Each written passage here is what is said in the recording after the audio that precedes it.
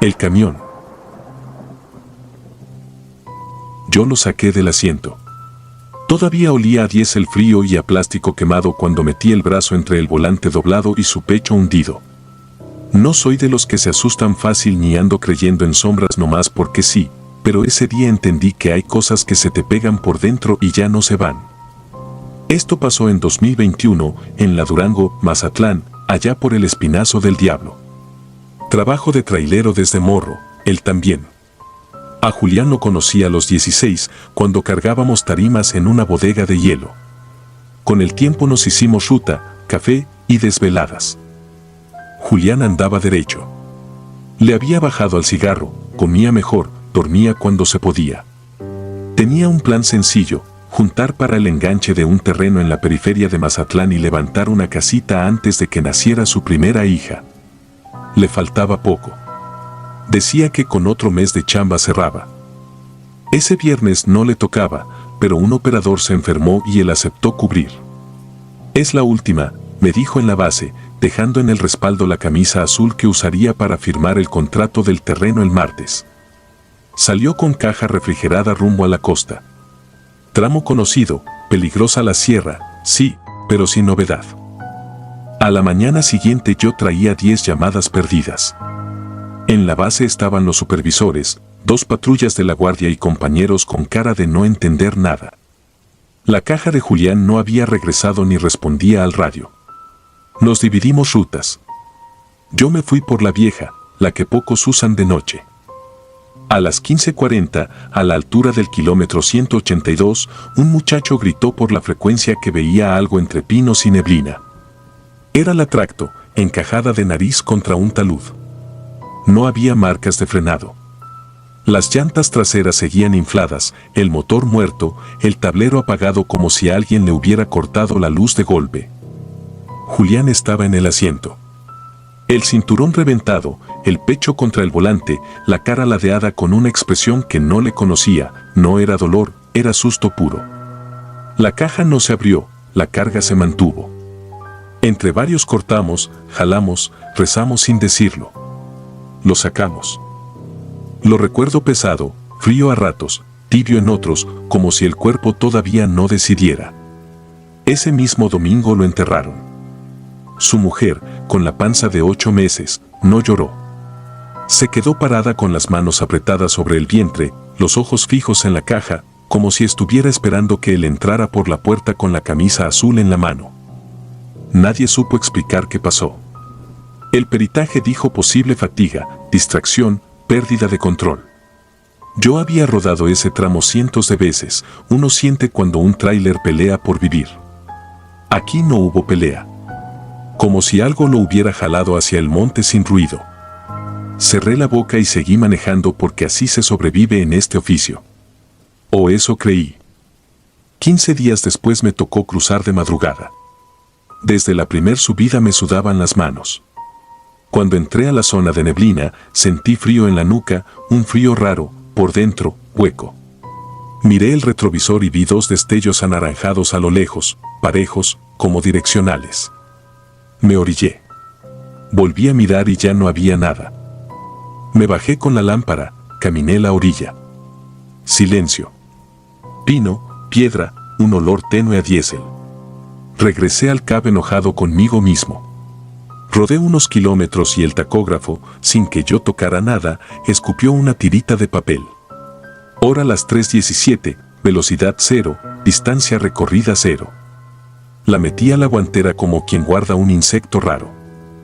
La semana siguiente lo vi a él, parado frente a la bahía de emergencia del 182. Chaleco reflectante, uniforme limpio, la cara pálida como la de velorio. No levantó la mano ni hizo señas. Solo me miró pasar, como si esperara que me detuviera y supiera exactamente qué hacer. Apreté el acelerador, luego frené, luego decidí que era mejor no decidir. Entrando a Mazatlán me temblaban las piernas. Tal vez era mi cabeza. Fui con su mujer. Le pregunté si había sentido algo, soñado algo, cualquier cosa. Tembló un poco y me enseñó el celular. Notificaciones de WhatsApp con su nombre a las 3:17, varias noches, y al abrir el chat, nada. ni un punto, ni un audio, ni una foto. El icono aparecía, vibraba, se apagaba. Ella no lloraba. Parecía más bien como cuando el cuerpo ya no tiene lágrimas y solo queda el temblor. Luego me enteré de que no era el único. A Chava se le apagó la unidad justo al pasar por el 182, cuando la volvió a encender, el asiento del copiloto estaba echado hacia atrás, como si alguien se hubiera recargado a descansar. A Toño le hablaron por la 19 con la voz de Julián, ronca, gastada, relevo. Juró que eran bromas hasta que revisó el canal y estaba vacío. A un novato le tocaron golpecitos detrás de la cabina, rítmicos, 3 y 3, como cuando uno pide permiso para subir. Se bajó con el tubo en la mano y no encontró ni huellas. Solo ese olorcito agrio del diésel cuando se enfría. Yo intenté evadir la sierra. Cambié rutas, cambié horarios, pedí litoral. Pero el destino se ríe de uno. Una madrugada de noviembre, casi 2:30, regresaba con poca carga. La neblina se abrió de golpe y lo vi, un tráiler detenido en la cuneta, direccionales traseras parpadeando despacio. Me puse a la par, motor apagado, cabina oscura. Toqué claxon. Nada. Me bajé. La lámpara iluminó el borde de la puerta, el espejo manchado, la pintura levantada. Subí el pie al primer escalón. Dentro, el aire estaba helado, el olor a diésel era limpio, nuevo, como recién servido. La silueta en el asiento del piloto levantó la cabeza. Era Julián. O algo con su cara. Ojeras profundas, labios violáceos, piel empolvada de polvo de talud. Me miró como se mira a alguien que llega tarde. La boca se le acomodó en una sonrisa chiquita, triste, como cuando aceptas que no te van a entender. Alcancé a escuchar un murmullo, no fue palabra completa, apenas un aire, cárgame. No sé si quiso decir carga, relevo, llevar, terminar. Retrocedí con el corazón queriéndome salir del pecho. Bajé, me subí al mío, metí velocidad. Al arrancar, mi celular vibró. Notificación de ubicación en tiempo real, Julián compartió su ubicación contigo. La barra de progreso avanzó sola y se cortó. Hora, 3:17. Desde esa noche no volví a entrar al 182. Los jefes me apretaron, luego lo entendieron. Este trabajo tiene sus muertos y sus fantasmas, mientras saques los viajes, nadie pregunta. Yo ya no pregunto tampoco. A veces pienso que Julián se quedó atado a lo que no alcanzó a firmar, el terreno, la casa, la cuna pintada de blanco. O a lo mejor la carretera guarda a los que se van sin pelear, a los que no alcanzan a meter freno. Guardo todavía la tirita del tacógrafo. Hora, 0:00. La encuentro a veces entre papeles y se me eriza la piel. De madrugada, cuando el asfalto zumba parejo y las luces de los otros son estrellas moviéndose a su modo, miro el retrovisor y temo ver de nuevo esos destellos anaranjados, parejos, pacientes. Si algún día me toca quedarme, ojalá alguien tenga el valor de subirse, alumbrarme la cara y decidir por mí. Porque hay curvas donde el tiempo no se suelta y la ruta sigue, aunque el motor ya no. Kilómetro 221. Yo no me considero asustadizo. Aprendí a rodar sin copiloto y a resolver con lo que hay, un foco de reserva, cinta negra, un poco de alambre, café cargado y fe en los frenos. He visto lo peor de la noche en carretera, pero de gente viva. Lo que voy a contar pasó en 2018, en la 57, entre Matehuala y San Roberto, y desde entonces cada vez que un perro negro se me cruza, el estómago se me hace nudo y el acelerador se me vuelve piedra. Aquel viaje era carga seca, tarimas de abarrotes y medicinas, destino Saltillo. Me dieron la caja tarde por un ajuste de inventario y salí de San Luis Potosí casi a las 21:30. El plan era pasar la madrugada rodando, dormir un rato ya del otro lado y descargar en la mañana. La noche venía serena, sin viento, el tráiler jalaba parejito y yo me mantenía despierto con el clásico ritual, termo lleno, música bajita, la mirada a lo lejos. A eso de las 2:10 me pegaron los párpados. Los ojos ardían como si me hubieran soplado arena. Empecé a cabecear. Busqué un lugar para orillarme antes de meter la pata. Encontré un paradero viejo, de esos que están abiertos por costumbre y no por negocio. Solar amplio con grava, un par de postes con luz amarilla, un remolque cafetería con la ventana entreabierta y 2 camiones dormidos a distancia. Me acomodé pegado a la barda, metí freno de mano, apagué motor y bajé a estirar la espalda. El aire estaba frío y olía a tierra húmeda aunque no había llovido. En la ventana del remolque, una señora bajita me ofreció café y un emparedado. Lo acepté. Comí sin hambre, nomás para asentar el cuerpo. La señora me miró como se mira a quien ya trae sueño encima y dijo, casi en susurro, que esa madrugada prefería no platicar. Le pagué, le agradecí, regresé al tracto. Lo vi cuando cerré la puerta y prendí la luz de cabina. Un perro negro, flaco, pelaje opaco, orejas gachas, parado a media distancia observándome. Tenía el lomo hundido y un ojo velado, blanquecino. No gruñía. No movía la cola. Parecía esperar. Abrí la ventanilla, partí la mitad del emparedado y la aventé hacia la grava. El perro se acercó sin prisa, olió la comida, la comió en 2 mordidas, me miró de nuevo con ese ojo nublado y se fue hacia la sombra, sin ruido, como si la tierra lo hubiera absorbido. Cerré cortinas, me quité las botas y me recosté en el litero. Puse una alarma a las 3:30. Dormí de golpe, pero el sueño no fue descanso. Entre parpadeos sentí primero un golpeteo suave contra la caja, como si hubieran lanzado piedritas. Luego un raspón larguísimo, de punta a punta, que me heló los dientes. Abrí los ojos y me quedé quieto, escuchando. Silencio.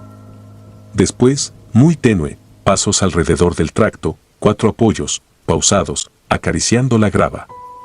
Quise pensar que era el perro hurgando bolsas. No me levanté. Me cubrí hasta el cuello, apreté los dientes y conté respiraciones. La alarma nunca sonó. Me despertó el frío. Afuera clareaba. Encendí el motor, revisé el tablero, todo en orden. En el paradero había más camiones y el remolque cafetería ya estaba vendiendo. Antes de moverme, un olor agrio me llenó la nariz, viejo, como hierro y humedad encerrada. No venía de mi motor. Venía de la carretera. Me dije que eran ideas mías, metí primera y me incorporé. La recta antes del kilómetro 221 siempre me había parecido noble. No es un tramo difícil si se respeta. Yo iba en 80, la aguja quieta. Todo normal hasta que de pronto el tablero parpadeó y el estéreo se ahogó. La aguja del voltímetro bajó de golpe y volvió a subir. El motor tosió. Orillé el tráiler en el acotamiento, puse intermitentes. El olor regresó, más pesado, metiéndose por los respiraderos, untándose en la lengua. A carne vieja con sangre seca. Se me enchinó la piel. Apagué todo, abrí el cofre, revisé mangueras, alternador, correas. Nada extraño. Ni calentura ni fuga. Cerré y me quedé sentado al volante un minuto, esperando que el voltaje se estabilizara. Entonces lo vi por el espejo lateral, otro tráiler venía atrás, caja blanca, nariz azul. En el cofre, inmóvil, el mismo perro negro, sentado como una estatua, mirando fijo hacia adelante, uñas clavadas en la lámina. El tracto me rebasó. Alcancé a ver al conductor de perfil. Pálido, mandíbula tensa, ojos demasiado abiertos. El perro no lo miraba a él, miraba el camino. Yo sentí el corazón patalear con una claridad absurda. Quise aventarle luces, pitar, hacer algo. El camión pasó de largo y se metió en la recta siguiente. Un segundo de calma y después, a lo lejos, un chillido de metal desgarrado, un golpe seco, el rebote de la caja, el silencio que chupa el aire. Metí marcha y avancé. Los brazos me temblaban en el volante. Cuando llegué, la escena estaba fresca, el tráiler cruzado, la caja abierta, mercancía regada, la cabina hundida contra el barandal, vapor saliendo del radiador. No había tráfico aún. Frené metros antes, puse triángulos y corrí. El chofer seguía en su asiento, inclinado, atrapado por su propio volante. No se movía. No quise tocarlo. Llamé al 911, no había señal. Caminé unos metros buscando cobertura. Nada. El olor era insoportable. Pensé en bajar por la ladera, buscar ayuda. En ese instante sentí que me observaban. Giré y ahí estaba, del otro lado de la cinta de asfalto, sentado sobre sus patas, el perro. El ojo nublado, el lomo hundido, quieto. No me enseñó los dientes ni movió la cola. Me miraba a mí, no a los fierros. Algo en mí se aflojó, como si entendiera sin entender. No había ruido de aves ni de insectos. Solo nosotros dos y el vapor del motor tronando en puffs irregulares. No dije nada. No me atreví. Bajé la mirada como se baja la mirada en un velorio. Cuando la levanté, el perro ya no estaba. Ningún ruido de trote, ninguna sombra entre la maleza. Solo el olor, que empezó a menguar como si el viento lo hubiera recogido. Al poco rato apareció una camioneta de una cuadrilla de conservación. Luego patrullas, paramédicos, guardia. Les conté lo que vi del accidente, cómo me rebasó, el golpe, el humo. No mencioné al perro. Me hicieron pruebas de alcoholemia, me tomaron datos, revisaron mi caja. Un oficial me preguntó si había notado algo extraño en la carpeta. Le dije que no. Otro comentó que en esas fechas, en ese tramo, se habían juntado varios accidentes sin explicación clara. Un tercero, más viejo, dijo bajito que no era lugar para andar de noche, que hay quien se avisa, pero pocos quieren oír.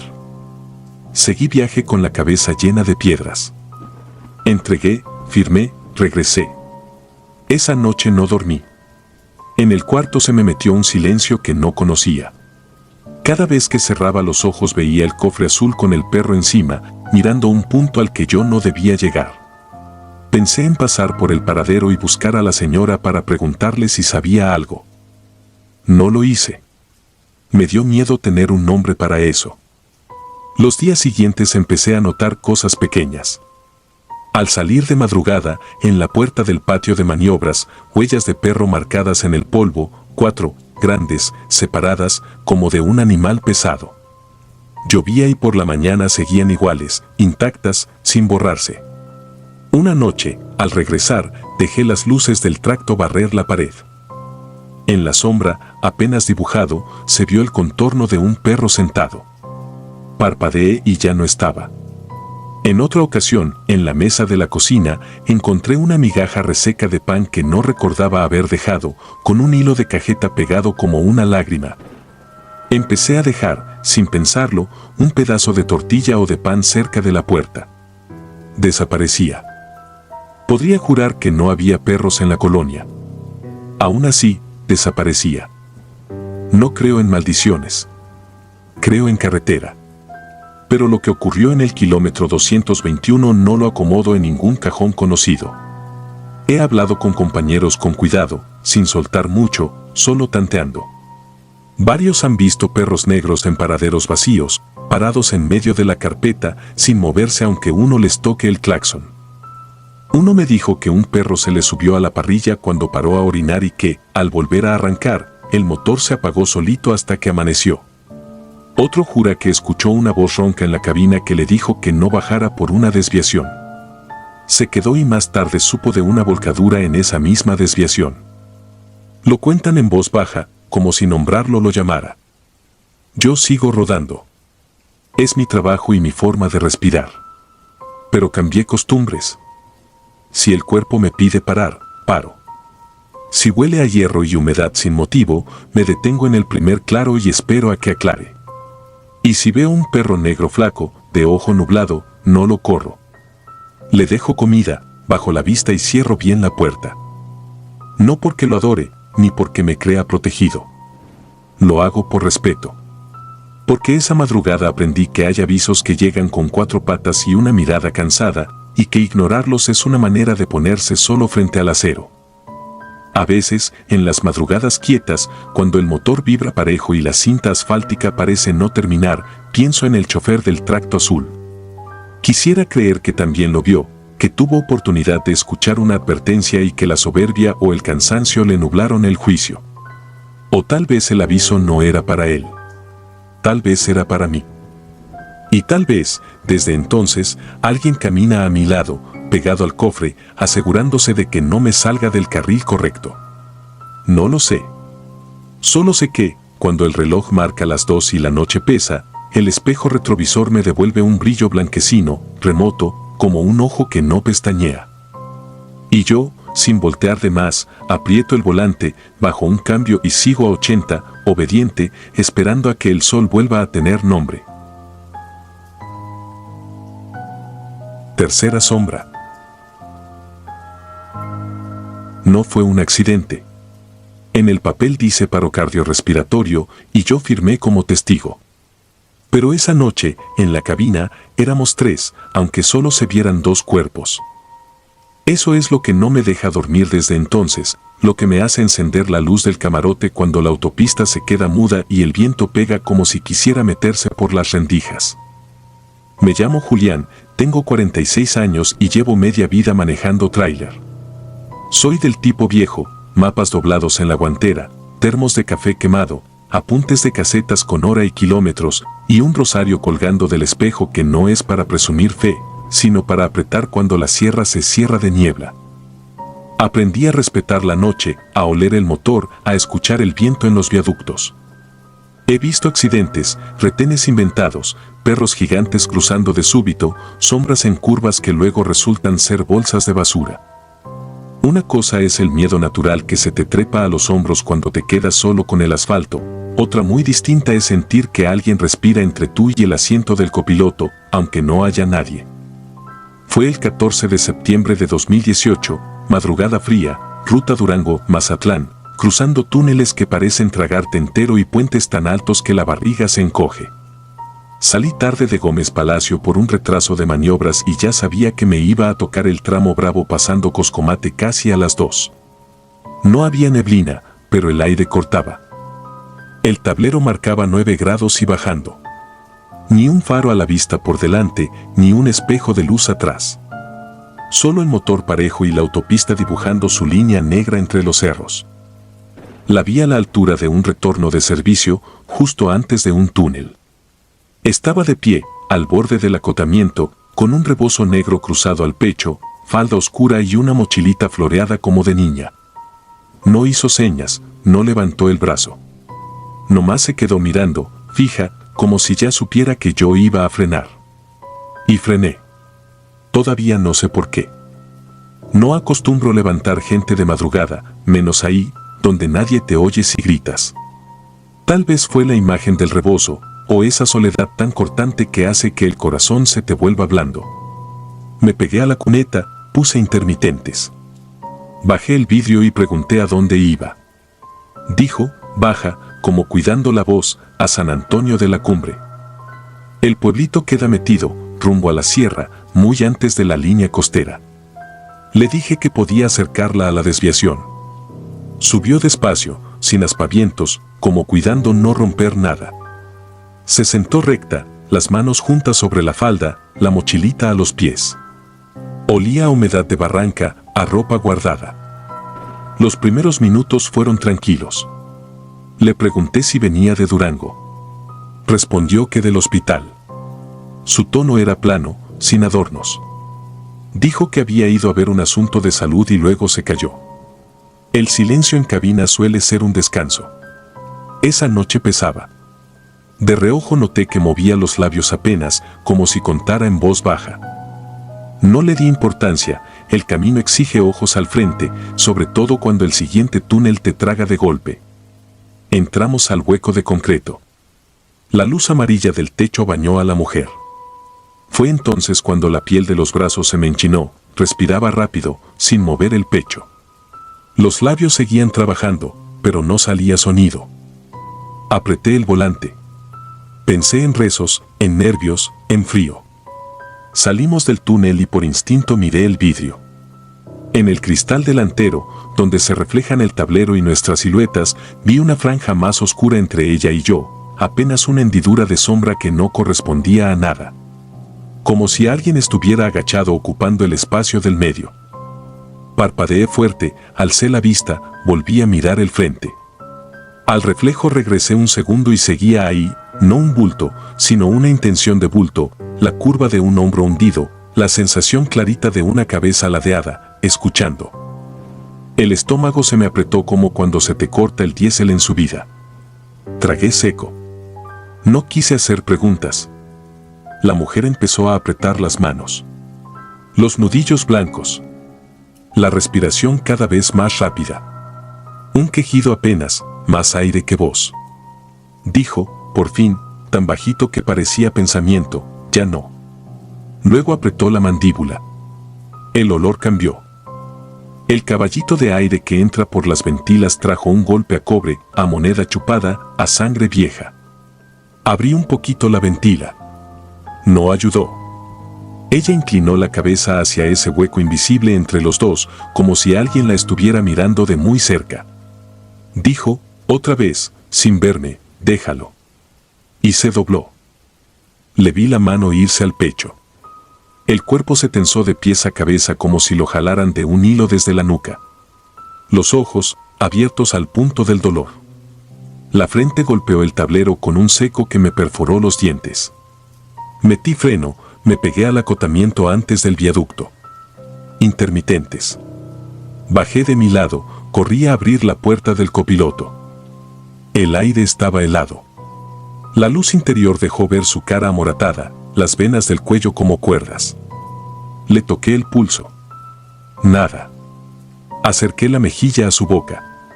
Frío. Le abrí la blusa buscando un empeño de corazón. Silencio. Saqué el teléfono, sin señal. El puente cantaba abajo con el viento. Estábamos suspendidos en el vacío, solos, con el cuerpo rígido de una mujer en mi cabina y esa sensación insoportable de que, aún muertos, siguen acompañados. Hice lo único que podía, asegurar el cuerpo con el cinturón, acomodarlo de modo digno, cubrirle el pecho con el rebozo, encender y avanzar. Cada metro se me hizo sal en la lengua. El reflejo del parabrisas nunca se fue. La hendidura oscura seguía, pegadita al asiento, como si me escoltara. No quise mirar mucho, pero a veces, cuando la vibración del camino coincidía con el parpadeo de las luces del tablero, parecía que esa sombra se acercaba a olerme el cuello. Llegué a la caseta de Coscomate con las manos temblando. Recuerdo torpemente estacionarme, bajarme casi sin equilibrio y decirle al cobrador que traía un muerto. Me miró con una mezcla de miedo y fastidio. Llamaron a federales y a paramédicos. Me apartaron a una banca. Preguntas básicas que contesté en automático: nombre, empresa, origen, destino, hora. Revisaron la cabina. El paramédico, un chavo con cara de recién egresado, bajó al rato y dijo que era un paro. Los policías anotaban. Uno me interrogó si la conocía. Negué. Me preguntaron por sus pertenencias. La mochilita traía una muda de ropa de niña, un vaso para bebé con tapa rota, una medallita partida a la mitad y una receta sin nombre, apenas garabatos y un sello casi borrado. No había identificación. Llamé a monitoreo de la empresa. Les dije que revisaran la dashcam. La tengo por protocolo. Confirmaron que ya estaban descargando los clips. Me pidieron que no diera declaraciones fuera de lo necesario, que esperara. Al poco llegó el supervisor. Habló con federales. Cerraron el asunto como muerte natural en tránsito, con traslado del cuerpo a Durango. El supervisor, antes de dejarme ir, me pidió que lo acompañara a su camioneta. Cerró la puerta, bajó la voz. Dijo que el video mostraba la cabina con claridad. Dijo que yo no hice nada. Dijo que en el reflejo del parabrisas, en los minutos previos al paro, se veía algo sentado entre los dos, bajito, encorvado, como un niño con la cabeza recargada en el hombro de la mujer. Dijo que el software no detectó persona en ese punto, que no había masa térmica, que no era un fallo del sensor. Dijo que el clip se iba a resguardar, que mejor no circularlo, que a veces es peor. No supe si agradecerle o escupir del miedo. Asentí. Me subí al tráiler como quien regresa a una casa saqueada. Las noches siguientes no dormí. Cuando lograba cerrar los ojos, escuchaba pasos pequeños subiendo por la escalerilla de la cabina y un resuello húmedo en el hueco del medio. Soñaba con un puente larguísimo, sin fin, y el volante girándose solo hacia el barandal. Apagaba la luz y la encendía al minuto. Tomé café hasta que el estómago se me hizo piedra. Avancé viajes de día nomás, como novato. Un par de semanas después, en la pensión de la empresa, un compañero que nunca fue afecto a exagerar dijo que vio a una mujer de rebozo parada en la desviación a San Antonio de la Cumbre. Eran las 3 pasaditas. Aseguró que le chiflaron por el lado del copiloto, dentro, como si alguien soplara desde el asiento. Aceleró. No sabía mi historia. Juraría que no. Otro dijo que un niño tocó su puerta en el tramo de los túneles, golpes suaves, 3 veces, como se toca a la puerta de una casa. Que juro que el frío volvió a treparme las vértebras. No volví a pasar de noche por ahí. Cuando me cae ruta, la programo a luz día. A veces no se puede, el trabajo no siempre te respeta miedos, pero he aprendido a negociar con el desvelo. Una vez, obligado por la hora, crucé al amanecer. El sol apenas salía y las sombras se acurrucaban todavía en las orillas. Vi, al borde del acotamiento antes del viaducto, una cruz sencilla. Un listón negro amarrado, un vasito de vidrio con agua, 2 zapatos de niña puestos hacia la carretera, como esperando a alguien de paseo. No había nombre, solo perdónanos. Me estacioné unos metros más allá. Apagué el motor. El silencio fue brutal. Me senté derechito, pegué la espalda al respaldo. Abrí la ventanilla lo justo para que entrara el olor a pino y metal caliente. En el parabrisas, el reflejo del tablero me devolvió mi cara cansada y el hueco, otra vez, formándose despacito, como si la luz inventara compañía. No dije nada. Solo seguí. A veces me pregunto si lo que subió aquella madrugada fue una mujer cansada con el corazón roto o una culpa que se sienta donde puede para no viajar sola. La medallita partida, la ropa de niña, el vaso, uno arma historias para entender, para sobrevivir. Pienso en un hospital, en una sala fría, en una decisión que alguien no quiso tomar a tiempo. Pienso en un déjalo dicho tarde. Pienso en un niño que se quedó donde no debía, agarrado al pecho de su madre como sombra pegajosa. O tal vez exagero y todo fue puro espanto, un ataque súbito, coincidencias que mi cabeza encadena para no aceptar lo frágil que es el cuerpo. Pero cuando la autopista se queda muda y la cabina respira por su cuenta, cuando el olor a cobre sube sin razón y el vidrio dibuja una hendidura donde no cabe nadie, yo sé lo que siento, ese asiento no está vacío. Sigo manejando. El rosario cuelga. El cinturón del copiloto va siempre abrochado, no por seguridad de nadie, sino por costumbre rara, por dejarle su lugar a lo que a veces se sienta en medio. Y si algún día me toca verlo otra vez, si aparece la mancha encorvada inhalando junto a mi oreja, pienso no frenar. No por mezquindad, ni por mal corazón. Simplemente porque hay rutas que no son para vivos. Y porque ya entendí que no fue un accidente, hay culpas que no encuentran descanso y usan nuestros camiones para seguir cruzando puentes. Hasta que alguien se atreva a mirar de frente el reflejo y decir lo que yo nunca dije esa madrugada, aquí ya no. Aquí viajo solo. Aunque sepamos, los dos, que es mentira.